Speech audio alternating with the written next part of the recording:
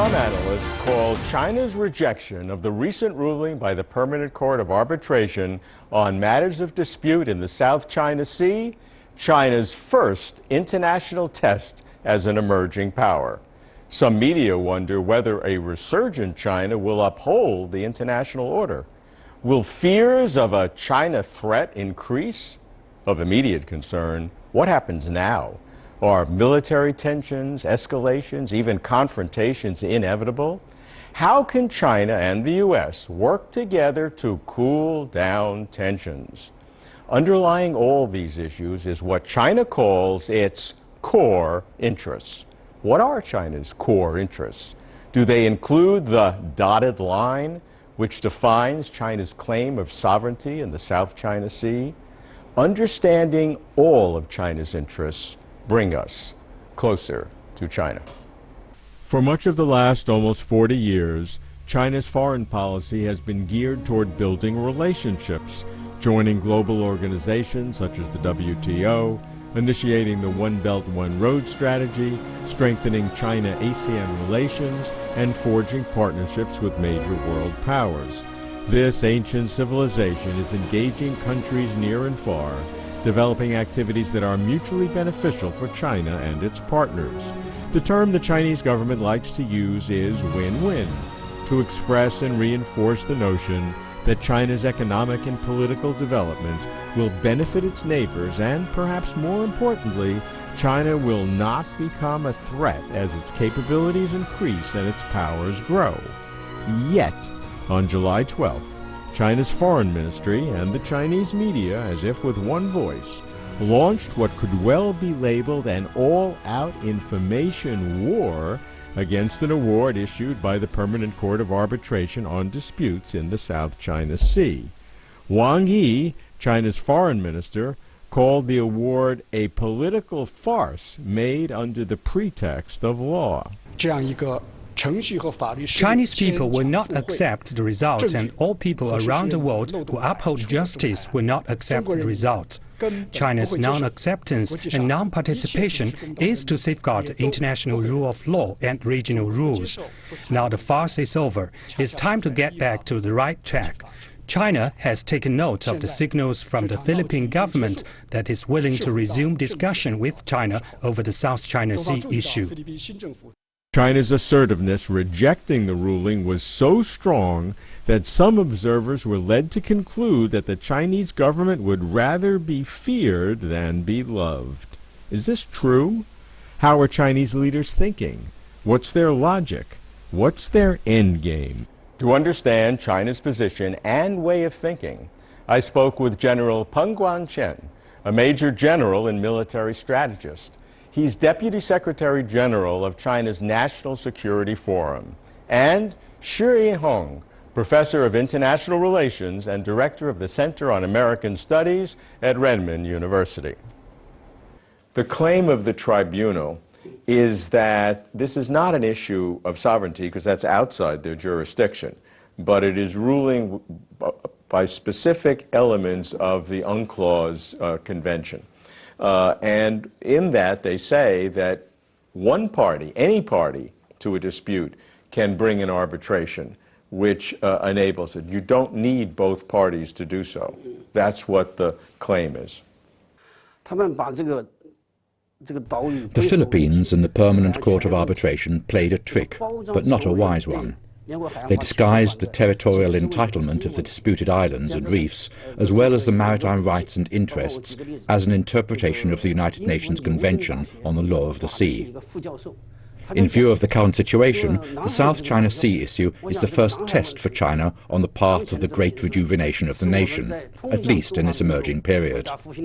We should deliver a satisfactory result, provided that we adhere to our principles and express our solemn position to the international community. Western analysts say that there has been ambiguity about whether South China Sea issues are indeed China's core interest, and up until 2008, 2009, it seemed to be a fairly minor issue.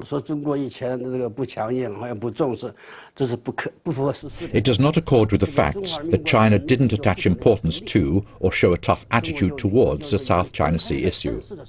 Since the founding of the People's Republic of China in 1949, China has stressed China's territorial integrity and sovereignty, including our maritime rights and interests over the Nansha Islands, the Shisha Islands, the Zhongsha Islands, and the Dongsha Islands. This is very clear, as Premier Zhou Enlai stated before. In the San Francisco conference following the Second World War, the participating countries signed a peace treaty. Though China joined the Second World War and defeated Japan, China was not invited to attend that conference. Even so, China reiterated and made a solemn statement that the integrity of Chinese territorial sovereignty is inalienable, including the maritime rights and interests of the whole South China Sea islands. Later on, due to China's domestic situation, including the disruption of the Cultural Revolution, China had no time to attend to international politics and the construction of a Chinese navy. Since the 1970s, neighbouring countries' plundering of China's Nansha Islands, as well as China's territorial waters, reached a climax.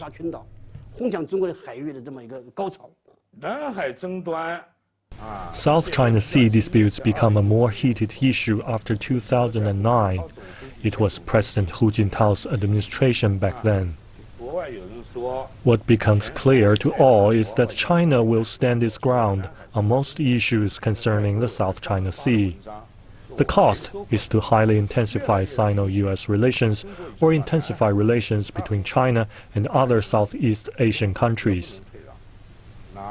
It demonstrates that the Chinese government has regarded part of the interests of the South China Sea as China's core interests, which have therefore aggravated the disputes between China and the related countries.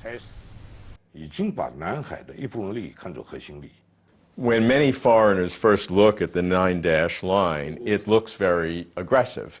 It extends well more than 1,000 kilometers from mainland China, and it's within a few tens of kilometers from Vietnam or Malaysia or the Philippines. So just by its optics, it looks very aggressive.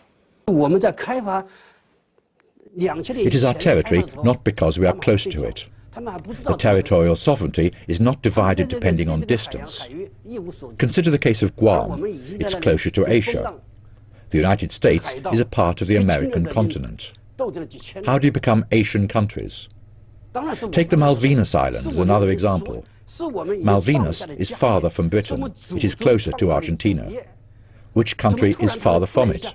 It's closer to Argentina, after all. Then why did the United Kingdom come there to fight a war? The United States has Navassa Island. It's more than 1,000 kilometers away from the United States, but not more than 10 kilometers from Haiti. Why does the island belong to the United States? Besides, the British Channel Islands are less than 10 nautical miles from France. Then it should be part of France. And so how does it go to the United Kingdom? There's another example. Christmas Island of Australia, which we've mentioned just now, is 1,400 kilometers away from Australia. It's only 270 kilometers from Indonesia. Where are the French Saint-Pierre Islands on the other side of the Atlantic? They are closer to Canada. Their distance from Canada is probably less than 10 nautical miles. Thus, the ownership of islands is not identified by distance. Plenty of historical factors and other factors may affect it. China does not gain its sovereignty over the South China Sea islands by stealing firstly, robbing secondly, cheating thirdly, or grabbing through wars for the fourth thing. We developed them, and we gained the fruits with blood and sweat by working diligently and conscientiously. How could it be possible for us to divide them by distance and give them to you because you're closer to them? I could also say the Philippines is close to China, so are the Philippines within Chinese territory or not? I'll tell you a little joke. They passed a law in the Philippines and Vietnam that their citizens are no longer allowed to go swimming. And when the citizens asked why, they said, well, if you go swimming, you will invade China. Let me tell you a truth. I'll begin with Vietnam. On September the 4th, 1956, China released a statement on the breadth of China's territorial sea, which included coastline, islands, and South China Sea islands. It was 12 nautical miles and caused no problem. 10 days later, on September the 14th, 1956, the then Prime Minister of Vietnam, Pham Van Dong, sent a formal note to our Prime Minister, Zhou Enlai. It was a diplomatic document which stated that Vietnam firmly agreed and supported China's statement, and it was of no problem that the South China Sea Islands were within China's territory. Second, let's turn to the Philippines. After the Spanish-American War in 1898, various treaties were signed, including the Washington Treaty, Paris Treaty, and some other treaties alike. All of these treaties and the Philippines Constitution indicate the sea area of the Philippines is bounded within east longitude 118. Never did it say the area to the west of this boundary was its territory. From an international perspective, the International Civil Aviation Organization convened a meeting in 1955. The KMT government in Taiwan attended this conference since it represented China at that time, and China had not joined the United Nations. It was required that China must set up a meteorological observation station in the South China Sea. 16 countries attended that conference, including the United States and the Philippines, and nobody disagreed. Why did the international community specify a Chinese representative then? It was because they believed that it was a place under China's jurisdiction, which was an international consensus. This is the first thing, and no one objected to it. The second event happened in 1987. A joint meeting held in the headquarters of UNESCO also assigned China to do that, and China had already joined the United Nations at that time. The Chinese government was going to establish the No. 74 Ocean Observation Station, but these islands had been robbed by relevant countries, so that China had no place to build the station. Then why did the international community and the headquarters of UNESCO specify China should build it? The reason was that within the international community, all of us agreed that it was a consensus, which does not need proof that this place was China's territory.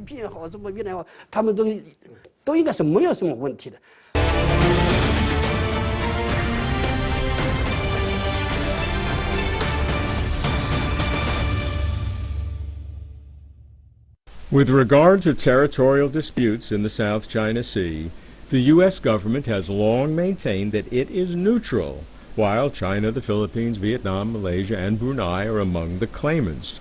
The U.S. Secretary of State reiterated this stance in January 2015.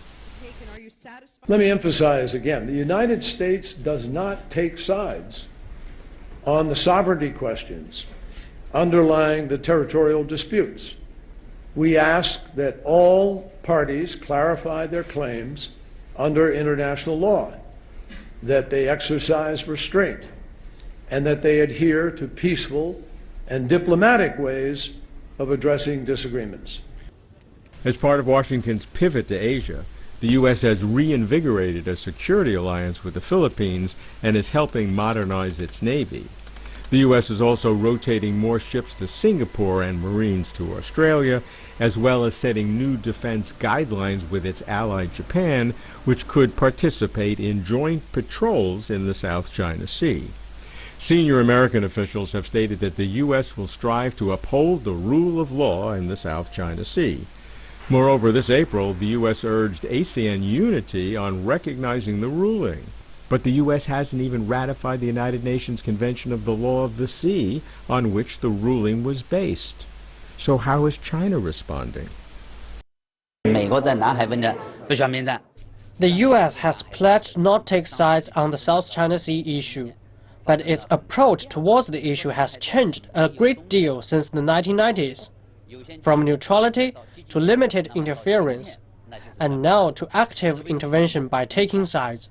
In fact, the U.S. actions are causing the most trouble. After the ruling, China's Air Force confirmed that it will henceforth carry out regular air patrols in the South China Sea.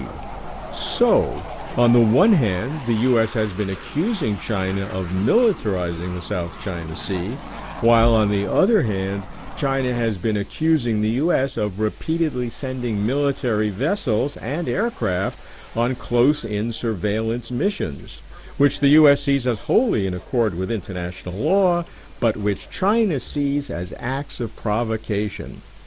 Washington hopes Beijing will honor its commitment to uphold international law.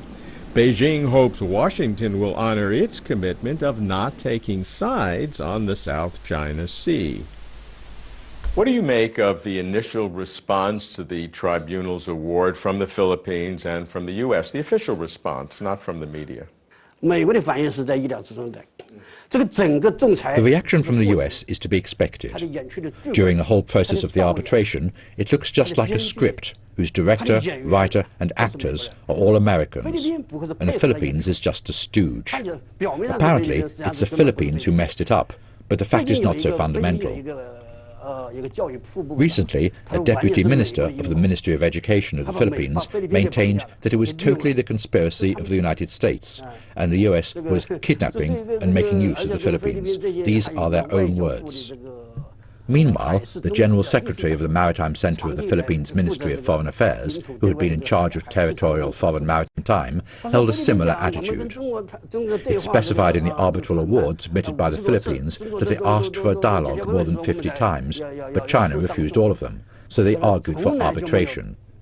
However, this General Secretary said they had never put forward a dialogue requirement, and he was in charge of these affairs, but he had never heard about it. Instead, it's China that required dialogue, but the Philippines chose to turn a blind eye to it. Originally, the South China Sea, I believe, is relatively calm. Although our islands have been occupied, we still hope to be able to sit down for negotiation. Then how about other countries? They are the ones who gain benefits by occupying our islands. Thus they have no reason to make further trouble, which will cause them to lose their vested interests.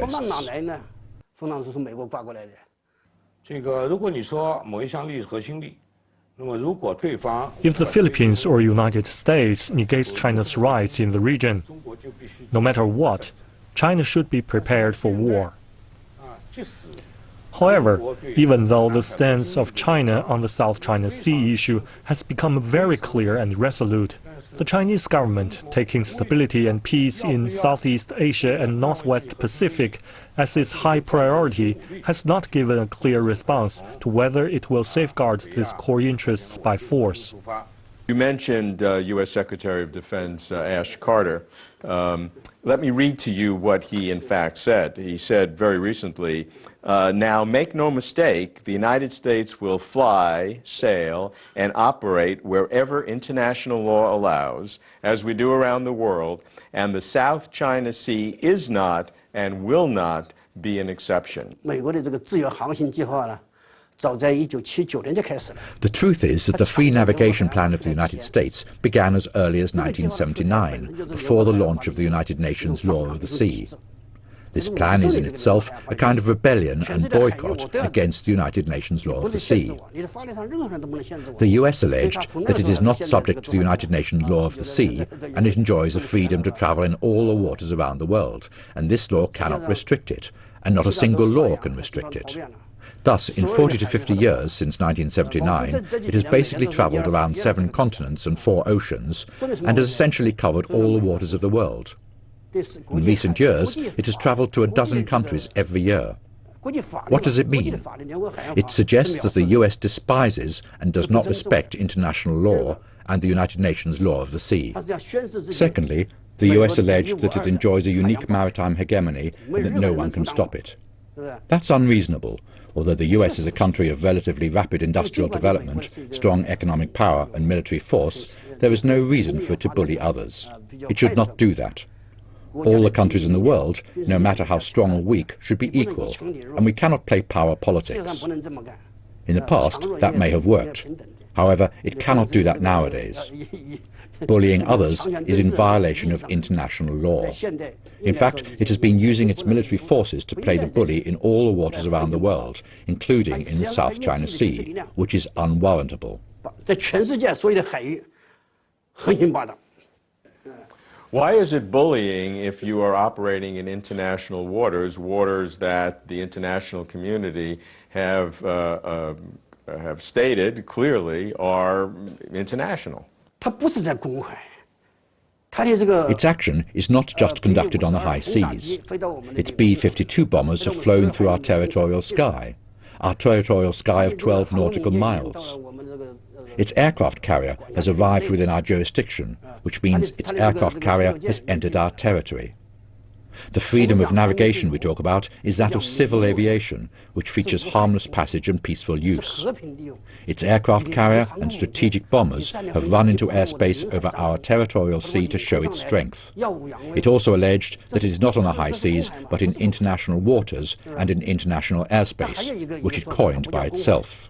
The United Nations Law of the Sea divides into territorial waters, high seas, exclusive economic zones, continental shelves, and inland waters. There is no international water. It's not a concept of the United Nations Law of the Sea, and it is coined by America for the purpose of ignoring the sovereignty of other countries, which is kind of ignorance of the law, and that is terrible. I always wonder why no one ever seriously studied the regulation of the United Nations Law of the Sea in more than 100 years of US history. If China is called upon to defend its sovereignty in the South China Sea, what kind of naval resources can the PLA bring to the South China Sea? The power of the United States is far better than that of China in terms of the level and amount of equipment. The US has 10 carrier battle groups, which are nuclear-powered. The capability of one US carrier battle group is equivalent to several of ours, and we only have one carrier battle group. In the future, we may establish 2 or 3 more of them, but it will depend on the development of the future. In terms of both the amount and scale, we are left far behind the United States. But I think our current naval power is enough for us to defend our territorial sea rights, and we're confident of that. The saying goes that the kind of battle we fight depends on what kind of weapons we have. We can definitely defend our country against foreign aggression with the existing weapons and equipment we have. China has 1 aircraft carrier in service, is building a second. How many aircraft carrier groups does China need to fulfill its naval objectives? Theoretically speaking, the country should have at least 3 aircraft carriers, 1 being repaired at home, 1 on duty at home, and 1 on patrol in our waters. Only in this way can we form a continuous fighting capacity. Senior Chinese officials have said that China would not militarize the South China Sea, but most analysts outside of China think China is doing exactly that, with the construction of islands, with bringing airfields that can handle military aircraft, placing of anti-aircraft missiles, various other kinds of things. So is China indeed militarizing its current islands in the South China Sea? That depends on the definition of the militarization. Militarization does not mean putting a weapon or a missile in the region. We are eligible to dispose of them on our own reef because we have the right to fully dominate the reef. We have constructed some civilian infrastructures, including some scientific research facilities, and we have established a lot of civilian infrastructures. We have also made efforts in the hydrological field, meteorological observation, and maritime force development. We have also deployed some defense facilities at the same time. That's for sure, but that does not mean that we are promoting militarization in the region. The US also deployed military equipment in Guam and Hawaii, and I think their intensity far exceeds ours in the South China Sea. Is it fair to call our action militarization if theirs is not? The US has driven their aircraft carriers and strategic bombers into China. Isn't that militarization? They launched large-scale joint military exercises in China's waters in the South China Sea region. Isn't that militarization? They have done that around the South China Sea, including the military base in Singapore, and even in the Philippines Air Force Base and Naval Base in recent days. Recently, the US even plans to do that in the Darwin Base in Australia, and even in Vietnam. Isn't that militarization? The military bases the US established were used for military struggle. They have set the base of military land in our doorway. Isn't that militarization? Under such a circumstance, China has to have something to defend our home. Confronted with the pressure of so much military force and 2 aircraft carriers of the US, 2 of them already, Should China react against it? If it should, is it reasonable? China at least has to have a stick to beat the barking dog, or a kitchen knife. That's not militarization, that's called a necessary defensive ability. If the Chinese hold this for invasion, then it should be deemed militarization. China uses it to defend itself. I think that is fairly reasonable, and they are necessary facilities. You have written eloquently on how the U.S. and China can avoid the so-called Thucydides trap, where a rising power and a current power inevitably go to war. What were your primary points? What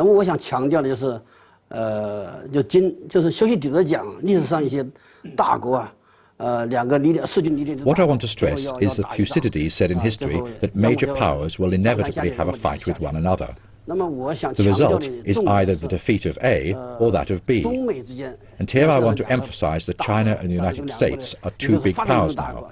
One is a developing power, and one is a developed power. That does not necessarily mean that these two paths of head-on collision. They can transcend the trap of collision history. I have two theories. Firstly, China is a big country with 5,000 years of civilization.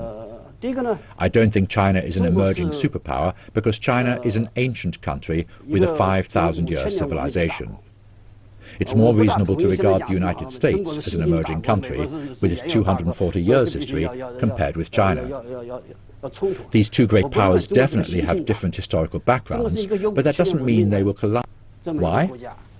Because in history, the rising country and the ruling power are often mutually contradictory or divided in interests, so they are conflicting in power. However, nowadays, the interests between China and the United States, as well as those between China and other countries, are becoming increasingly interdependent and mutually linked to each other. The second reason is that the development of military power today is not one achieved by the means of warfare, and it has gone beyond the needs of an objective of war. The unlimited war will lead the belligerents to the opposite of what their objectives were. This will make the war act as a boomerang, which is likely to hurt oneself. In spite of the uneven power between China and the United States, we have the ability to destroy each other. The United States has the ability to destroy China a dozen times over. On the other hand, China has at least one chance to destroy the United States, even in self-defense. In the light of such an imbalance of power, no one, except lunatics, would wage such mutually fatal wars. So I don't think China and the United States will descend into conflicts under the current conditions of the new era. And my basic point is to go beyond this trap. President Xi Jinping reiterated that the purpose of China's foreign policy is safeguarding world peace and promoting common development with other countries. The tribunal case on the South China Sea seems to challenge that principle. Observers say that if China is forced to choose between protecting its national interests and projecting its national image, China, like every other major nation, would choose its national interests. But this disjunction between interest and image is obviously not absolute. Sometimes it's quite the contrary. Consider China's virtuous fight against aggression and oppression in World War II. Every nation upholds its own sovereignty rights, and it's a matter of judgment when interests and image cohere or conflict. President Xi also said, China will never give up our lawful rights. Chinese people do not make trouble, but we are not cowards when involved in trouble. I'm told here that China's peaceful rise will not change. The conflict is temporary. As an ancient civilization, China says it has learned lessons from 5,000 years of history. To manage our world is to understand opposing views. That's why communications are vital, and that's closer to China.